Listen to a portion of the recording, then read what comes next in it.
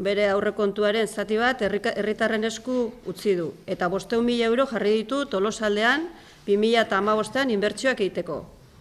Iaz, esperientzia pilotoa Urola erdian egin zen. Aurten, 4 eskualdetan jarri da martxan egitasmoa. Oarsoaldean, Tolosaldean, Urola erdian da Bidasoaldean. Tolosaldean beraz, aukera paregabea daukagu 500.000 euroak 2015ean zertan inbertitu erabakitzeko. Prozesu honek 4 fase ditu. Lehen fasean proposamenak egitea. Eta hori, orain maiatzean gauzatzen ari da. Proposamena jasotzeko 3 bide daude. Interneten, www.aurrekontua-hobetzen.net helbidean sartu, eta hor, proposamenak egin ditzakezue eta egitasmoaren berri jaso. Etxera, bidali diren esku horri hauek, bete eta udaletako postontzietara bota ditzazkezue.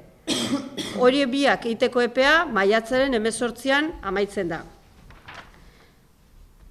3. aukera, herriko tailerretan parte hartzea da.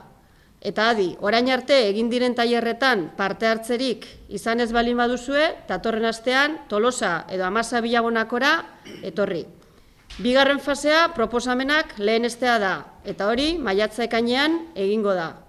Proposamenen zerrenda hori eskualdetan egingo diren batzarretan eztabaidatuko dira. Herritarrek lehentasunezko 20 proposamen aukeratuko dituzte.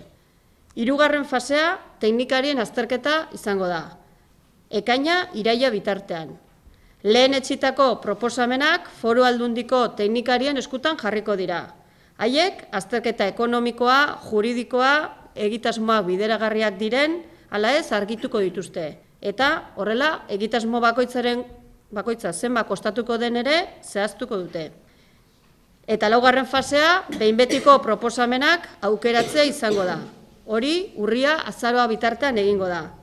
Bideragarriak diren egitasmo horiek bakoitzak bere kostua zehaztuta, eskualdetako batzarretan eztabaidatuko dira eta bertan, azkenik 500.000 euro horiek zertan inbertituko diren erabakiko dute herritarrek. Behin betiko proposamenak 2015ko Foru Aldundiko aurrekontuetan txertatuko dira. Eskerrak eman behar dizkiogu Gipuzkoako Foru Aldundiari bere aurrekontu propioen zati bat Tolosaldera destinatzeagatik, eta beste alde batetik modu parte hartzailean egiteko erronkari eusten diogu. Iruditzen zaigu politika egiteko eredu berri baten aurrean gaudela, erabat sinisten dugu modelo honetan, eta horregatik dei egin nahi diegu herritar guztiei bertan parte hartzera.